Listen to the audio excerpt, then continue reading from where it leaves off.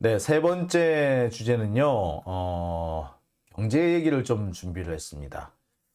우리 경제가 지금 상당히 어렵다는 거는 많은 분들이 알고 계십니다만, 지금, 우리 경제의 이 어려움이 생각보다 심각해졌습니다. 이렇게 갑자기 나빠질 수도 있나 싶은데, 정말 갑자기 나빠져 버렸습니다. 깜짝깜짝 놀라겠어요. 지금 이렇게 나빠지는 수준이 진짜 추락하는 것은 날개가 없다라는 말이 있는데 정말 날개 없는 추락 같아요. 어느 정도냐? 우리나라의 경제 성장률이 일본보다 낮습니다. 우리나라 경제 성장률이 일본보다 낮아진 거는요, 25년 만에 처음 있는 일입니다. 우리나라가 1990년대 후반 이후 계속해서 일본보다는 경제 성장률이 높았습니다. 그래서 지금 현재 1인당 GDP로 계산하면 일본을 앞질렀다는 얘기도 사실 나오고 있거든요. 일본이 우리나라 전체 보다 이 인구보다 3배가량이 많기 때문에 우리나라가 5천만인데 일본이 1억 5천이잖아요. 그래서 인구가 많다 보니까 우리 경제 규모보다 커요. 그런데 인구가 3배 차이가 나는데 경제 규모는 2.5배 차이밖에 안 나. 그럼 1인당 GDP로는 우리가 일본보다 높다라는 얘기죠. 1인당 소득으로는. 자, 이렇게까지 왔습니다. 우리가 계속해서 일본보다 성장률이 높았어요. 그런데 25년 만에 우리가 일본보다 성장률이 낮아집니다. 우리가 준비하고 있는 게 아니고요. IMF 조사 결과 그렇게 나왔습니다. 심각합니다. 이게 왜 더 심각하느냐 하면은 중산층부터 붕괴되기 때문에 그런 겁니다. 일본보다 경제 성장이 낮아진다. 사실 이거 정말 사실 되게 심각한 문제에 속합니다. 자, 하나하나 좀 짚어보겠습니다. 자, IMF가 예측한 우리나라의 올해 경제 성장률은 1.6%입니다. 원래는 2% 수준이었는데 마이너스 0.3%로 재조정해서 그만큼 우리나라 지금 경제 상태가 안 좋다는 것을 의미하죠. 그런데 일본은 0.16%에서 1.8%로 높였습니다. 우리나라는 예측 경제 성장률이 떨어졌는데 일본은 높아졌어. 결국은 우리나라는 일본보다 성장률이 낮은 겁니다.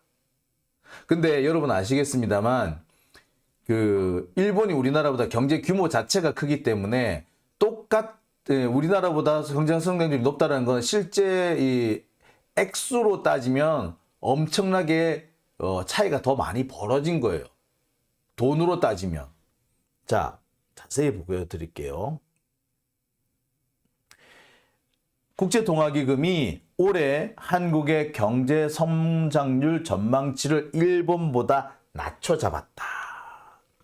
이게 이제 한국 경제에서 보도한 겁니다. 한국은 2%에서 1.7%로 하향 조정하고 일본은 1.6에서 1.8로 높였다.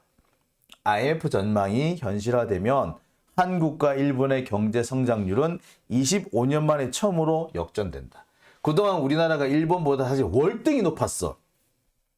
일본은 2% 성장을 못했어요. 1.5%, 1.1% 거의 성장을 못한 거야. 마이너스 성장도 하고 막 그랬어요. 그런데 우리나라는 꾸준히 2.5%, 3%, 그러니까 3%에서 3.5% 수준의 경제 성장을 쭉 해온 거야. 그러니까 일본의 2배 이상 성장을 한 거였단 말이에요. 그러니까 우리나라가 일본을 앞질러 따라잡은 거지, 그동안. 그런데 25년 만에 그런 성장세가 멈춰버린 겁니다. 마이너스예요. 문제는 상황이 매우 심각하다는 데 있습니다. 25년 만에 처음으로 이래 역전당했다. 한국 암울한 전망. 이 기사가 이렇게 났어. 자, 근데 이게 더 생각보다 심각한 것이 보세요. 우리나라는 경제 성장률이 전망치가 떨어지는데 일본하고 미국은 오히려 올라가고 있지. 미국하고 일본은 성장률이 높아지는데 우리나라만 거꾸로 떨어진다는 얘기야. 이거 왜 이래? 이유는 간단해요. 윤석열 때문이지. 경제를 망친 윤석열이에요, 이거는. 내일 좀 그냥 제목을 경제를 망친 윤석열이라고 그냥 가볼까 보다, 씨. 윤석열 때문에 이 꼬라지가 난 겁니다. 윤석열 때문에 일본하고 미국은 성장이 되는데 우리나라 왜 마이너스야? 에? 말이 돼, 이거? 간단해요, 이유는. 우리나라가 중국하고 척을 짓기 때문에 그런 거야. 중국하고 러시아, 여기에 계속 수출해가지고 우리나라가 계속해서 성장을 해왔다고. 우리가 미국한테도 수출하지만 중국, 러시아, 베트남 이런 데 수출을 해가지고 우리가 계속해서 성장을 이어왔거든. 그런데 우리가 중국하고 지금 싸움을 벌이니까, 척지니까 갑자기 성장률이 이렇게 뚝뚝뚝뚝 떨어지는 거예요. 러시아한테 괜히 왜 우크라이나 거기를 왜 지원한다고 지랄을 떨어가지고. 자, 성장률이 떨어질 수밖에 없습니다. 그리고 성장률은 앞으로 더 떨어질 거예요. 그리고 우리가 중국하고 러시아에서 수출, 수입, 교역을 안 하는 만큼 일본하고 미국하고 교역이 늘어나게 되는데 일본은 우리나라와 교역을 하면 할수록 이득인 거야. 우리가 왜 일본을 앞지를 수 있었느냐? 일본을 제끼고 중국, 러시아하고 우리가 무역을 했기 때문에 그래서 우리가 일본을 제낄 수가 있었단 말이야. 근데 우리가 다시 일본은 미국하고 돌아간다? 그럼 우리는 일본하고 미국의 호구가 되는 거예요. 근데 여하튼 간에 지금 이런 또 말할 필요도 없는데 정말 자 이렇게 좀 상황이 안 좋습니다. 자 뭐가 더 문제냐? 산업지표라는 게 있습니다. 산업지표, 여러 가지 뭐 선행지표라는 게 있는데, 연간 산업활동 동향이라는 게 있어요. 이래가지고, 자, 산업활동이 어느 정도로 활성화됐느냐, 이걸 보면 앞으로 경기가 올라갈 거다, 내려갈 거라는 걸 압니다. 이래가지고 생산이 얼마만큼 됐느냐, 뭐 이런 거, 또는 뭐 얼마나 판매가 됐느냐, 또는 생산할 준비를 어느 정도 하고 있냐. 제일 중요한 게 생산활동 동향인데 이 산업활동 동향이 뭐냐면요. 자, 얼마나 지금 투자를 하고 계십니까? 자, 그 다음에 지금 재고가 어느 정도 남아 있습니까? 그 다음에 지금 매출이 오르고 있나요? 내리고 있나요? 이런 것들을 가지고 산업활동 조상을 합니다. 산업활동 동향을 조사를 해가지고 수치로 만들어놔요. 그렇게 수치를 해서 만들어가지고 이게 몇 점 몇 뭐 이런 식으로 해서 나온단 말이야. 그거를 했는데 몇 달째 계속 떨어지고 있는 겁니다. 투자를 안 해. 재고 계속 쌓이고 있어. 그 다음에 매출 하락하는 추세야. 자, 그러면 앞으로의 경기도 안 좋다는 거지. 자, 그래서 이 지표가 6개월 연속 하락하고 있는데, 회복될 기미가 없는 거예요. 더군다나 이 하락한 폭이 32개월 만에 가장 크더라. 이 뭐야? 32개월 만에 이게 뭐야? 3년 만에 가장 큰 폭으로 내려왔다는 얘기예요. 3년 만에 최악으로 내려졌다는 거예요. 아니 최악으로 떨어진 게 어떻게 보면 당연할 수도 있죠. 당장 말입니다. 천연가스 요금이 오르면요. 산업체들한테 제일 치명적일 겁니다.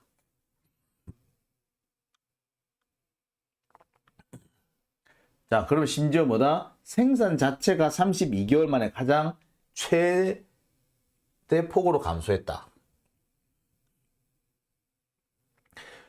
자, 그런데 뭐가 제일 문제냐? 이렇게 산업 생산이 32개월 만에 가장 많이 줄었다. 이게 중요한 게 아니고요. 더 심각한 건 바로 이겁니다. 최근 5년 동안의 고용률을 살펴보니까 다른 연령대는 계속 고용률이 올랐다 내렸다 뭐 이렇게 되고 있는데 40대는 꾸준히 감소하고 있더라. 40대 고용률이 꾸준히 감소하고 있더라. 사실 이거 엄청난 얘기예요. 이게 왜 엄청난 얘기냐. 여러분 생각해 보십시오. 40대는 어떻게 보자면은 경제 활동 인구 중에서 가장 중추적인 역할을 하는 그런 연령대 아닙니까? 40대면은 결혼을 했고 자녀가 있고 자녀도 이제 보면 중고등학생 정도 되고 그리고 보통 주택을 이때 주로 구입을 하잖아요. 그죠? 그래서 이 40대가 가장 경제 활동이 왕성할 때고 활발할 때예요. 벌어들이는 것도 많이 벌어들이고 쓰는 것도 많이 써요. 예. 그럴 수밖에 없는 연령대인 거야. 보통 기업체에서는 뭐 과장이니 부장이니 하는 그 나이가 보통 40대 아닙니까? 그리고 뭐 50대가 되면 서서히 이제 퇴직할 준비를 하는 그런 단계고. 근데 이 40대가 고용률이 떨어졌다라는 걸 뭘 말한다? 예. 가장 돈을 많이 쓰길 연령대에 가장 돈을 못 쓰게 됐다는 얘기잖아요. 소비가 제일 왕성한 시기인데 돈이 없어. 그럼 소비 자체가 줄겠죠. 근데 40대 소비가 줄면은 전체 소비가 줄어요. 전체 소비가 준다는 거는 경기가 침체되는 거예요. 40대가 일자리를 못 갖고 고용률이 떨어진다는 거, 이거는 전체적으로 구매력이 그만큼 떨어졌다는 걸 의미하는 겁니다. 경제가 성장을 할 수가 없는 거지. 자, 뭐 윤석열은 툭하면은 뭐 기업이 제일 중요한 것처럼 얘기하지 웃기지 말라 그래. 예? 기업이 아무리 많이 생산해 봐도 생산하면 뭐합니까? 그거를 사서 쓸 소비를 할 사람이 없으면 기업은 생산해봤자지. 그게 뭡니까? 생산을 많이 했는데 소비가 안 되는 거. 그래서 재고가 쌓이는 거. 그게 불경기죠. 그게 디플레이션이잖아. 대공황에 오는 거예요. 공황. 근데 지금 40대 고용률이 떨어진다는 건 바로 그 대공황의 전제 조건인 겁니다. 가장 경제 활동이 왕성해야 될 시기인데 자녀는 성장하고, 그러니까 중고등학교 다니지, 내 집 마련하지, 직장에서도 이제 상당히 매년 월급이 가장 빠르게 증가할 때가 이때죠. 50대가 되면 그때부터 사실 급여 자체가 높기 때문에 사실 급여가 빠르게 증가하지 않는단 말이에요. 40대가 어떻게 보면 제일 핵심입니다. 그런데 이 40대 고용률이 떨어진다는 것은 소비가 늘어나지 않는다는 걸 의미합니다. 아니, 소비가 하락한다는 걸 의미하고, 한편으로는 뭘 말한다? 40대 고용률이 하락한다? 40대가 직장에서 쫓겨난다? 가정 해체를 말하는 거예요. IMF 때 딱 이런 일이 생겼잖아. 40대 고용률이 급감하면서 가정 해체라는 문제를 우리가 제일 먼저 절감하게 됐지 않습니까? 아빠들이 직장을 못 갖는다고 40대 아빠들의 가장 핵심층 아닙니까? 그러면 가정이 해체된다는 거 아니에요. 가정이 해체가 되면은 소비가 늘겠어요? 안 늘지. 소비의 가장 핵심적인 역할을 하는 게 가게인데, 가정이 해체가 되는데 소비가 늘겠습니까? 소비가 안 늘면은 재고가 쌓이겠죠. 재고가 쌓이면은 불경기가 오겠죠. 그러면은 또 기업이 망해. 기업이 망하니까 또 고용이 줄어. 악순환이 되는 겁니다. 거기다가 지금 주택 가격도, 부동산 가격도 지금 떨어지고 있어요. 지금 이상한 경제신문 이런 데서 자꾸 집값 끌어올리려고 집값 이제 하락세 멈췄다 이런 기사 쓰고 있는데 거짓말 하지 말라 그래. 계속 떨어지고 있어요. 우리나라 부동산 시장의 핵심이 뭔 줄 아세요? 사람들이 집을 팔 생각이 없어. 팔 생각이 없는데 팔려고 내놓기나 한번 해볼까? 라고 해서 슬그머니 내놓습니다. 그런데 막상 계약을 하자 그러면 안 하려고 들어. 가격이 오를 때도 마찬가지, 내릴 때도 마찬가지. 그리고 실제 거래가 잘 안 돼요. 급매물 정도나 거래가 될까? 거의 거래가 안 되는 상황이에요. 자, 그런 상황에서 지금 가격이 떨어지고 있다 이거예요. 그거는 뭐냐? 중산층의 우리나라 중산층, 우리나라 국민들의 가장 큰 재산이 뭡니까? 집이잖아, 집. 근데 그 집값이 떨어진다는 거는 재산 가치가 전체적으로 하락한다는 뜻이 돼요. 근데 우리나라 집을 살 때 지 돈 갖고 사나? 아니지. 뭐 전 세계가 다 마찬가지겠습니다만 대출을 끌어와서 살잖아요. 근데 대출을 끌어와서 샀는데 집값이 떨어지면 은행들이 담보 단가가 담보 잡아놓은 것보다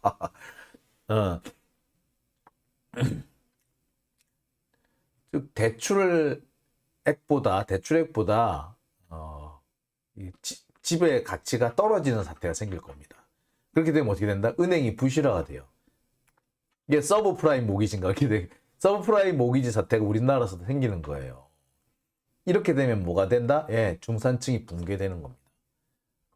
근데 이런 상황 때문에 또 집값이 또 떨어지겠지.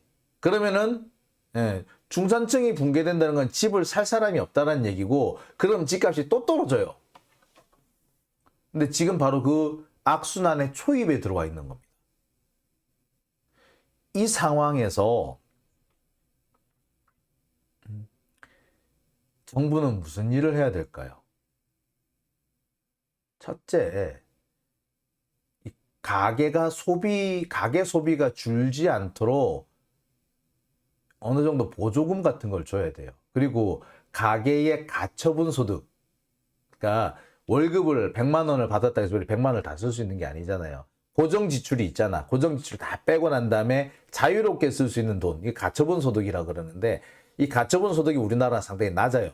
왜 낮느냐? 주택 담보 대출 때문에, 주담대 때문에 대출 갚는 데도 많이 들어가고, 그 다음에 또 우리나라가 학원 같은 이런 거 사교육이 많잖아요. 그래서 사교육비 때문에 많이 들어가요. 근데 실제로 가게에서 마음대로 쓸 수 있는 여윳돈은 없다고 해도 과언 아닌 거야. 근데 이 여윳돈이 없으면은 소비가 위축되고 불경기가 옵니다. 이걸 살리기 위해서는 어떻게 돼? 여윳돈이 생기게끔 만들어줘야 돼. 그럼 어떻게 해야 돼?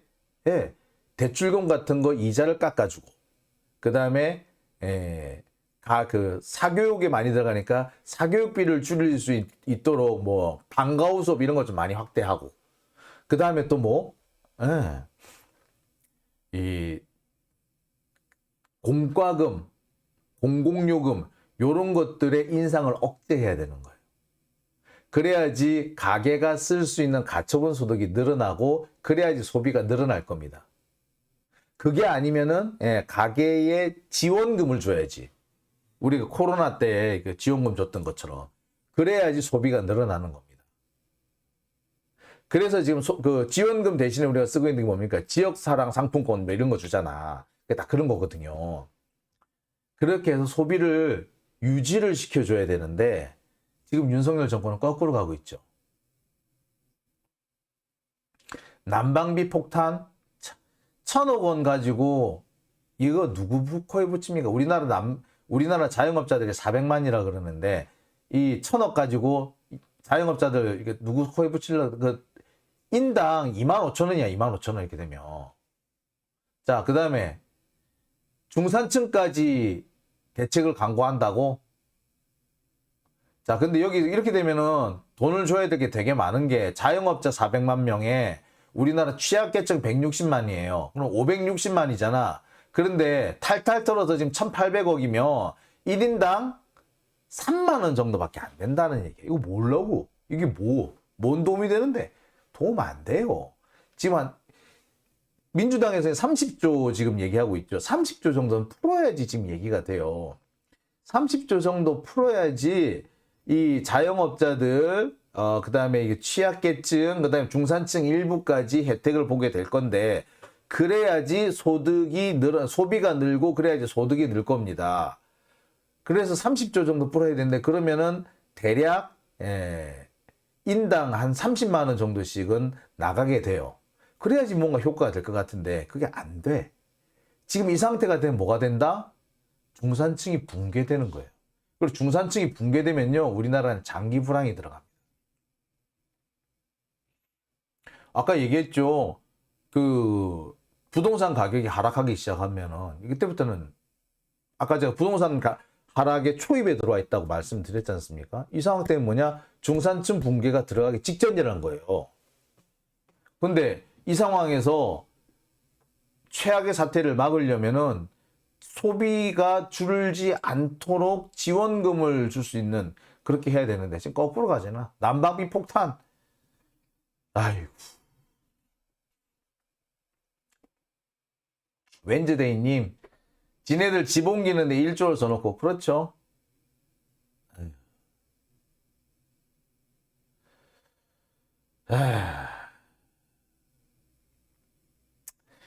아딸님, 30년 장기 불안 갈 것 같다라고 하시는데, 참. 파란 물결님, 집 잃고 직장 잃는 사람 늘겠네. 그렇습니다. 지금 이게 심각하죠. 자, 그런데 검찰 독재 정권은 이에 대한 대책이 없습니다.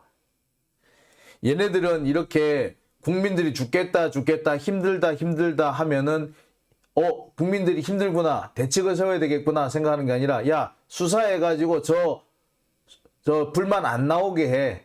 우리가 수사를 덜 했구나. 저 불만이 나오는 거 보니. 이러는 거예요, 지금.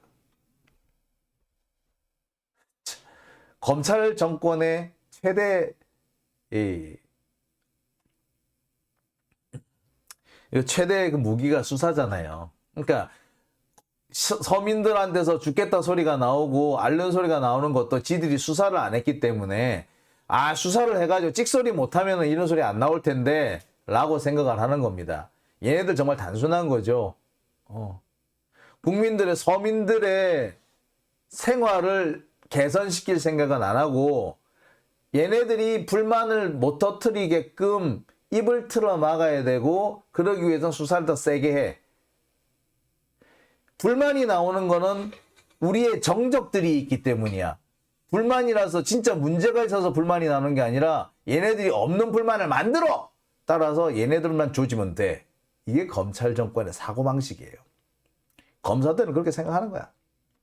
그러니까 지금 이 와중에도 온 국민이 불경기 큰일 났다, 중산층이 붕괴되게 생겼다라고 하는데 얘네들은 수사만 하고 있는 겁니다.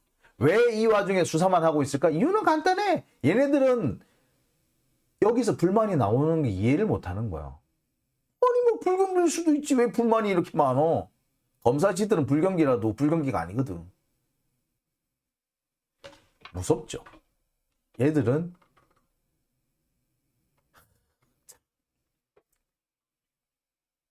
파란 물결님, 대통령이란 자는 매일 술만 처마시고 정신 좀 차려야 된다고. 올리버님, 대통령 후보 때는 공급요금 올리는 거 막는다고 하더니 이제는 전 정권에서 안 올렸다고 탓하고 있죠. 근데 사람들 기억에서 사라진 것 같아요. 제일 문제죠. 근데 지금 이렇게 중산층의 붕괴라든지 이런 것들이 어디서 시작이 됐다? 이 모습은 사실 일본의 모습하고 되게 똑같아요. 그리고 검찰이 저렇게 지랄 방정을 떠는 것도 사실은 일본하고 되게 비슷합니다. 검찰청 애들이 뭐를 금과 어디를 금과 옥조로 여기는 줄 아세요? 일본 도쿄지검 특수부를 거의 자신들의 모델 롤 모델로 생각을 합니다. 도쿄지검 특수부, 서울중앙지검 특수부. 그러니까 얘네들은 일본이 표본인 거야. 그러니 모든 걸 일본하고 맞추려고 그러지. 현재 우리가 일본을 앞질렀고 우리가 훨씬 일본보다 더 매력적인 국가라는 걸 얘네들이 인정을 안 해. 흔히 친일파야. 그러니까 도쿄지검 특수부 이거를 자신들 중앙지검 특수부 거기에 맞추는 거죠. 못돼 처먹은 거지 한마디로. 친일파지, 친일파. 제가 법조 기자 하면서 검찰한테 제일 많이 들었던 얘기가 도쿄지검 특수부예요. 뉴욕지검 특수부? 이런 얘기 제가 들어본 바가 없어. 어디 걸 제일 많이 들어봤다? 우리 서민들, 우리 보통 시민들은 미국의 뭐 특검, 뭐 스타 뭐 특검이니 뭐 이런 얘기를 하죠. 검사들이 제일 많이 얘기하는 거는 도쿄지검 특수부, 뭐 로키드 저 스캔들인 등 이런 얘기를 해요.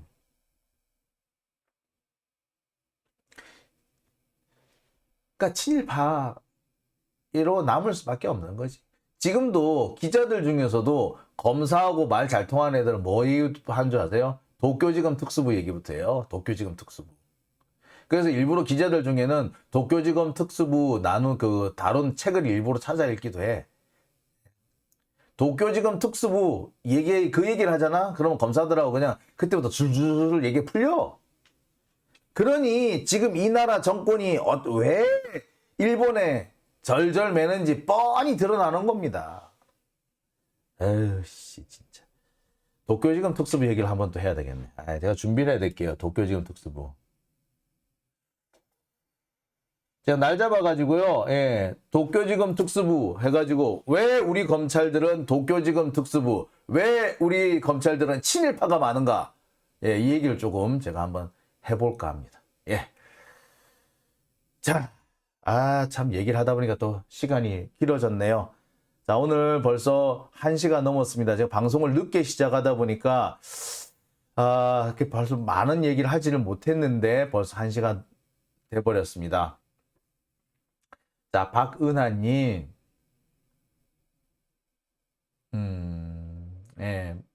이재명 대표님 뭐 하려고 그렇게 무리한 일을 했겠습니까? 그렇죠? 그랬을 겁니다. 자, 제가, 웬즈데이님 궁금해요? 라고 하셨는데, 제가 도쿄지검 특수부 한번 날 잡아서 하겠습니다. 자, 짱유진TV 오늘 후원해주신 분 소개해 드릴게요. 자, 꿈꾸는 김완신님, 후원해 주셨습니다. 자, 그리고 김한울님, 슈퍼챗 보내주셨네요. 감사드립니다. 아까 이 외에도 한울님 말고도 여러분이 저희 슈퍼챗 보내주셨는데, 제가 다, 오드리님, 또 후원해 주셨네요. 후원 감사드립니다. 자, 장윤진TV 오늘 순서는 여기까지만 할게요. 오늘 제가 준비한 얘기를 다 풀어드리지는 못했는데, 워낙에 출발이 늦다 보니까, 이렇게 된 면이 있습니다. 장비 문제 다시 한번 점검해가지고요. 내일은 정시에, 조금 일찍 출발할 수 있도록 하겠습니다. 내일 수요일이죠. 내일은 제가 가능하다면 10시 반 정도에 출발할 수 있도록 할게요. 장윤진TV 오늘 순서는 제가 여기까지만 하겠습니다. 함께 해주셔서 정말 감사드리고요. 자, 좋은 밤 되시기 바랍니다. 저는 내일 이 시간에 다시 찾아뵙겠습니다. 자, 함께 해주셔서 감사합니다. 안녕히 계십시오.